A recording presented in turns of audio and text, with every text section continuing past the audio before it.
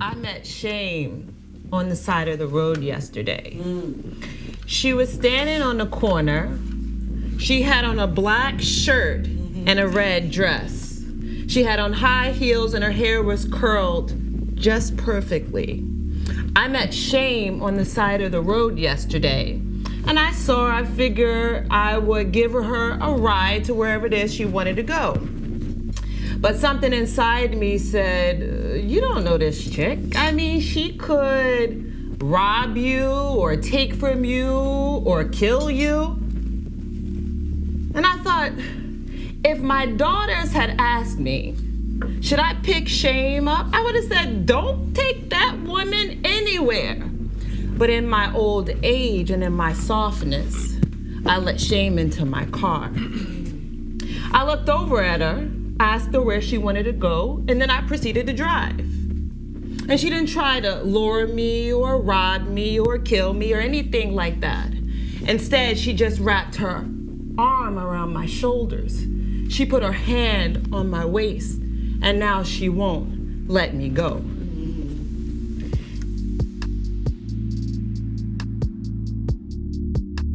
I believed for a long time that I was one person. And then in 2017, I figured out that I wasn't that person at all.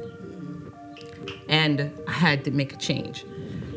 I'm listening to Chanel, I'm listening to Keena, I'm listening to Nisa. We were all teen mothers. My mother had her kid at, 16, 17? How old were you? 18?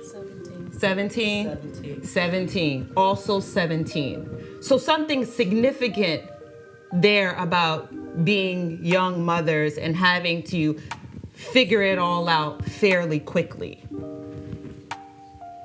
Not only was Wayne Lundy a heroin addict, he was also physically, mentally, and emotionally abusive.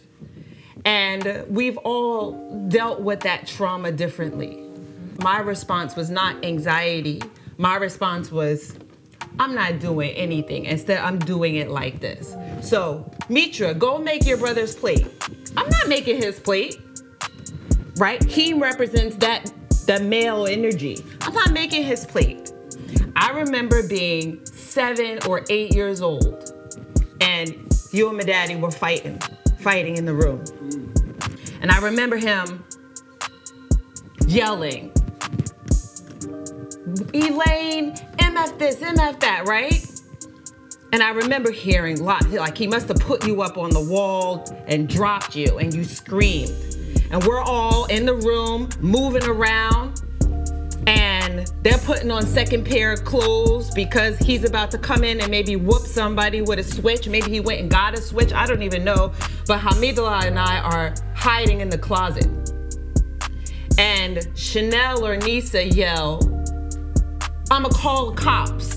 That was probably Keena. No, it wasn't Keena, it was Chanel. I'ma call the cops. I remember it being recorded, right? Recorded. And him coming into our room saying, don't you ever say you're gonna call that mother effing police, whatever, right? And I remember being in that closet, never feeling any empathy for him. Never feeling any softness in my heart for him. Always wishing he would just disappear. And I would say, like, God, if he could just maybe not die, but just disappear, then we would all be so much happier. Hamidullah and I are in Kmart with him, right in Somerset. And we're scared. We don't want to be with him, but we're with him. I got on black pants and this Sassoon shirt. And we're walking through the store, and I'm thinking, how long are we gonna be here? But I don't actually say it to Hamidullah. We just stand close to each other. And I have to use the bathroom so badly, but I'm too scared to tell him that I have to use the bathroom. And so I stand in that store and I urinate on myself. And I can feel the urine coming down my leg. And I say to myself, well, I'm glad I have black on, because with black, he's not gonna be able to see that I urinated on myself. And he didn't. Instead, he took that 50-inch TV, put it in the cart and walked out, and I thought he just stole that TV. but at least he didn't see that I urinated on myself. And so I'm grateful for having experienced Islam. I'm grateful for being in Linden and watching mommy prostrate on her prayer rug and telling us, you prostrate too, you get on your forehead too. Don't worry about my prayers. I remember that. You do your prayers. And for a while, I would just put my head on the prayer rug and listen to her. And she would be vocal. You would speak the prayer out loud. God, give us this. God, we're thankful for this. That made a huge impression on me. And really, I felt like Hamidullah and I benefited the most, because by that time, if Wayne Lundy was around, he wasn't around very much. Maybe he was already gone. And mommy, I remember thinking that she really wanted for us to be a bit different. So she had us go with the various sisters to make our clothes. And she tried to really give us that community that she could see that we needed in between the jobs and the falling asleep. And I was watching, I was paying attention. What mommy was trying to give me was a sense of peace, because to be Muslim is it's to be one of peace.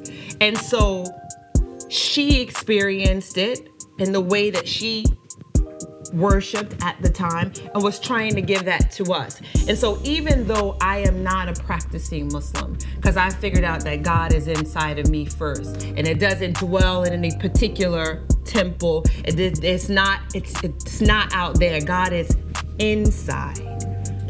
Works its way out. I don't need to go to a particular place or even learn a particular prayer, that the prayers already live in me. All I have to do is speak the words. But I'm grateful for having had the experiences that maybe Nisa, Keena, and Chanel didn't get because of just the time period, right? When he was alive.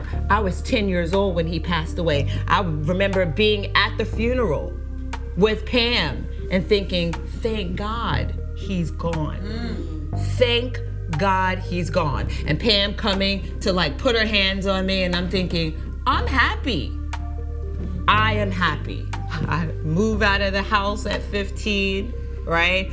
Seeking God, right? Because not knowing that it's inside of me. I'm seeking God, so I go into an Islamic community away from my family, and I'm looking and I'm searching and I'm trying to figure it all out. Eventually I come back, but now I'm pregnant, and right, I go through being, a young mother and trying to make all the pieces work, following what I think I'm supposed to do because that's what I watched my mother do, and then figuring out like, okay, this isn't quite the formula that I'm supposed to be following. But I never felt that I was without God, right? Always just like uncovering it differently at various stages of my life. And this most recent 2017 situation where I was really living this life and on a grind and not paying attention to what was going on around me. So like, that situation with my health and like, even though having to utter the words cancer cells, like this was traumatic, right? This was traumatic. And at the time, my husband was making me feel like there was something wrong with me, right? Like already making me feel like I was getting ready to go. And I was like, this is not what's getting ready to happen, right? Because I've got the fighter person in me. And so, right or wrong, I sought outside of that situation because what I was dealing with at home it wasn't helping me. And that seeking outside of my own home led to a whole identity crisis, right? It's like I turned around and that whole marriage is now resolved. done. And then I'm like, well, my entire life I've been living for my kids and who I thought I was, and then a husband, and then now all of that is done, and so then what? So then I'm seeking again, right? I'm like, all right, well, what do? I don't go to a particular place. I go inside of myself. I remember being at the house in Metuchen and feeling like I just don't want to get out of this bed.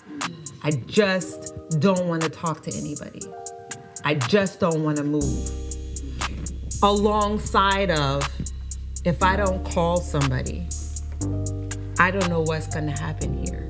And it took so much for me to go to you. And I went to Kina, and I'd be calling her multiple times a day in between clients. I see a client, and I'm thinking at the end of the session, I can't wait until this is over because I really need to call and just talk about X, right? And she was very patient and very tolerant and let me call as many times as I wanted to. But I remember feeling like you're not as independent as you think you are. You're not as strong. Actually, you do need people. And that humbled me. That entire situation humbled me. And then, I'm like, okay, I'm gonna take this walk. And she like, for real, Metra? You okay, I'm gonna take this walk, right? That was me trying to figure out how I was not gonna be in pain. And the pain was so bad that I was willing to walk 600 miles. I didn't care what I had to do. And I wasn't really sure what the pain was. But I think the pain was an accumulation of things. It was shame. It was sorrow. It was lack of understanding. It was lack of focus. It was lack of God being centered, not paying enough attention. It was thinking incorrectly. It was all of it. And I took those steps. And on that third day, I'm by myself and I cried. I cried for me. I cried for my children. I cried for our ancestors. I cried. And on the other side of that, I felt like, wow, am I gonna be different? Is this gonna make me, am I gonna feel fuller? Am I gonna keep walking around feeling such emptiness? Today, I can say I'm a completely different person. So much more focused on what God has put inside of me. I believe that I'm a vessel, right? And so I listen carefully to what I'm supposed to be doing. What's the message here? What am I supposed to be saying to the people that I'm interacting with every day? How can I help them to be better by making myself better? How can I listen to my children more carefully? How can I listen to my sisters? How can I be kinder, just a kinder person?